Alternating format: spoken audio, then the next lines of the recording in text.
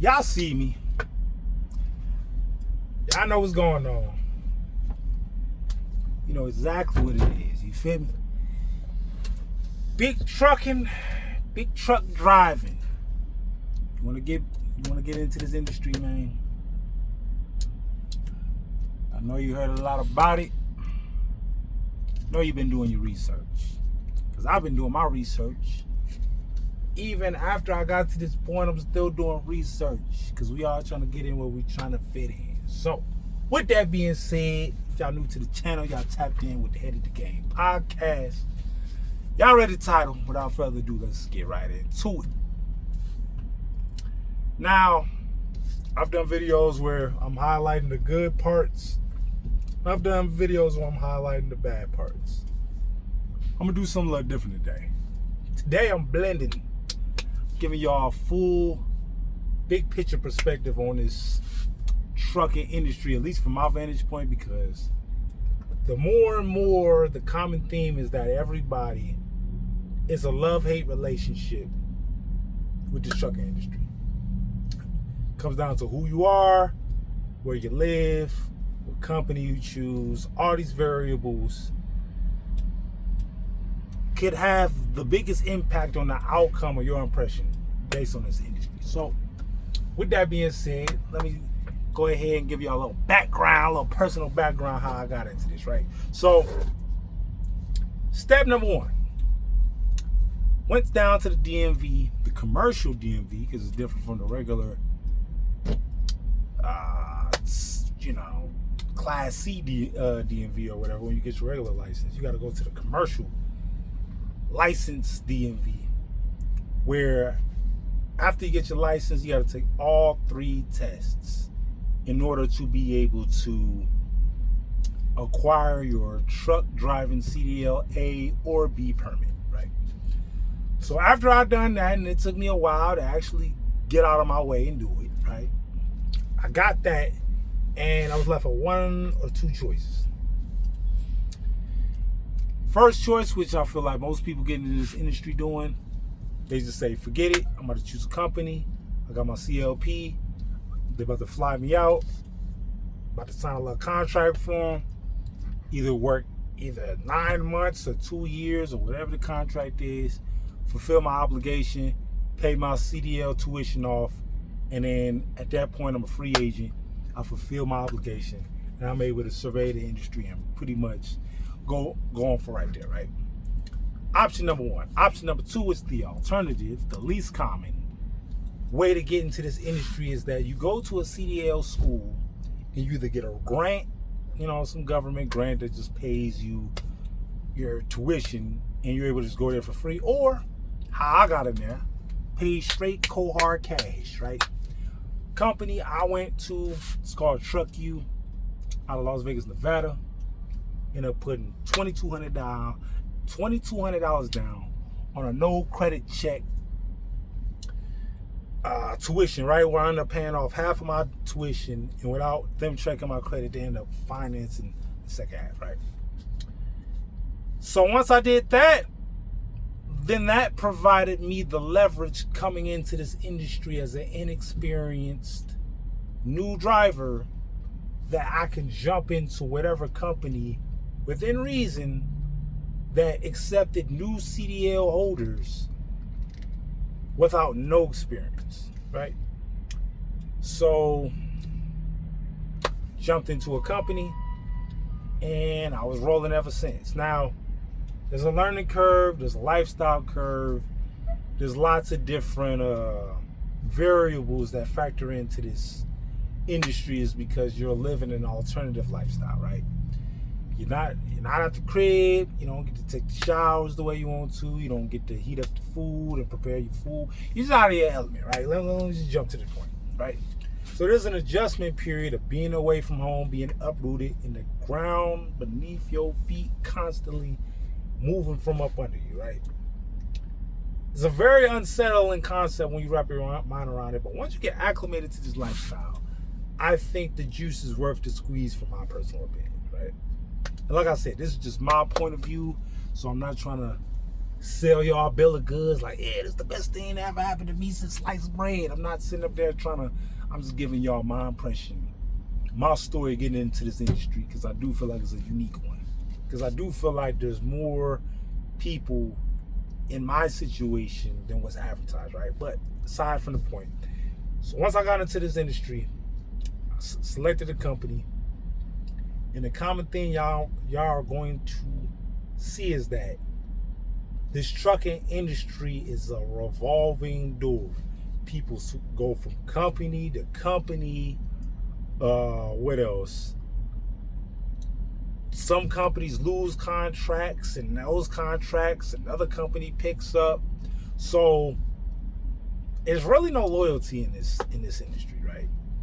And it's not asked of you to be loyal, right? You ain't gotta sell yourself and I'm the hardest trucker that the country has ever seen. You ain't gotta, it's really no interview, right? It's kind of like if those that's done security, and I know a lot of people ain't that's done security, but here's the common thing between having your guard card and your CDL, which is your commercial driver's license, right? Yeah, there's an interview process, but really if you meet those qualifications, you have a valid guard card, you can literally get hired on the same day and work in that same day, the same day you apply. That's the same thing how this trucking industry works. They check your motor vehicle record, right? And they do all these other background checks, and it's not, as long as you ain't got nothing crazy on there, you should be straight. But once they go through all this figuring out what you're doing and how you're doing, and where you've been, and are you keeping up with people's equipment, and the kind of impression that you have will follow you, right? They don't really care about your personality. They don't really care about, does he got team spirit? Because you're by yourself majority of the time. So they're not looking for that. My whole thing is that once you cross over a certain threshold of experience, the access ability to be able to go from company to company now opens up to you, and now you're able to negotiate now, right? You're able to go to the negotiating table and be like, all right, it's my expectation, this is my amount of home time that I'm looking for, this is my cent per mile, or whatever, how they decide to pay you. You're able to actually go to your employer, your potential employer, and be able to have a negotiating conversation where most jobs be like, hey, everybody beating down on the door to get to this position, so take it or leave it. You feel me? Great thing, right? But that aside, that's just my story. My story is that I pretty much paid my way up front on my front end. I did the hard part on the front end to make sure my back end paused. Was able to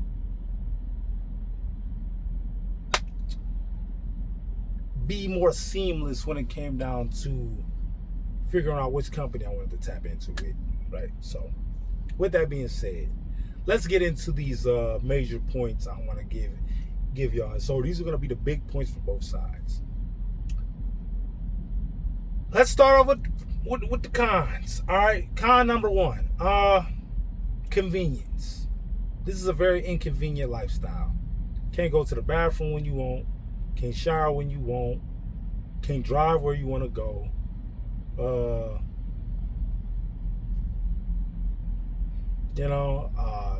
Can't wash your clothes when you want.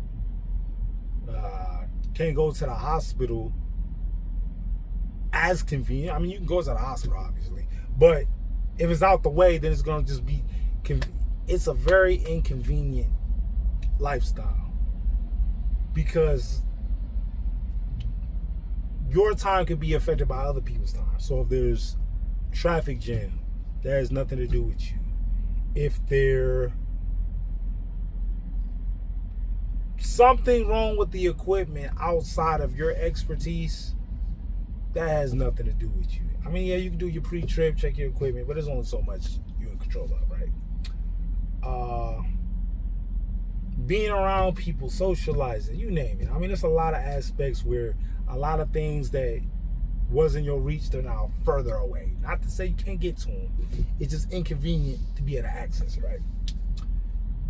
Let's give you the flip side of that, right? This is a pro. The liberty. So you're compromising your personal life, and that leverage gets transferred over to your professional life, right? So the inconvenience of what you would have accessibility to when you're off of work, like truck stops and showers and food and things of that nature, you then trade that off for in your professional life, because you're on the road and you're able to dictate how that day goes within reason, meaning that you can take a 30-minute break or an hour and a half break if you want, just as long as you're meeting your time obligation. Nobody cares about how you go out your way to do it, just as long as it's being done, right? You can have your TV in here, you know. Who gonna be able to bring their TV at work? You can't do it. You can bring Wi-Fi at work. You can bring your game system to work. You know, you can actually bring a person with you to work. So a person would have to ask themselves the trade-offs, right? Is gaining more leverage in my professional life and sacrificing my personal life worth me doing what I'm doing and how I'm doing it? I mean, you would ask, right? You would ask,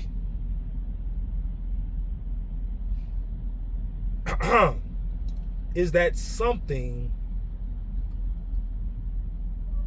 I'm willing to trade off? My bad, y'all, because I'm over here watching the person parking and stuff like that. It looks kind of dangerous. But anyways, so moving on. Let's go back to cons.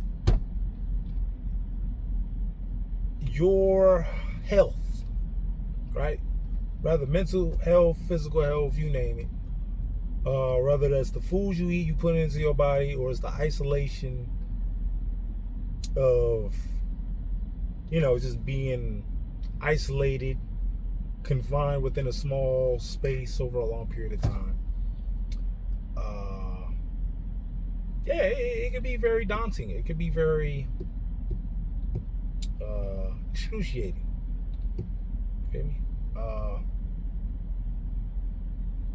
It speaks for itself. I mean, truck stop food is bad. Fast food is bad. It's not like you got amenities and appliances in here where you could be, doing your thing, like traditional appliances and things like that. So, yeah, your health is definitely being compromised in this industry. Let's go to the pros. All right, I'm gonna do the flip side of this argument as well, right? So we're talking about mental health. It's all about your mindset and perspective, because being in solitary confinement, I don't want to make it extreme and call it that, but being isolated from the world, you're just in this box. In my mind's eye, this is a form of therapy, because you separated from all the devices and distractions, and it's just you versus you, which is really the reflection of the road, because it's really how you drive to a certain extent is really a version of yourself, right? So if you're easily triggered by how other people are on the road, that means you lack self-control, because you're positioning yourself to be manipulated by others' actions, right?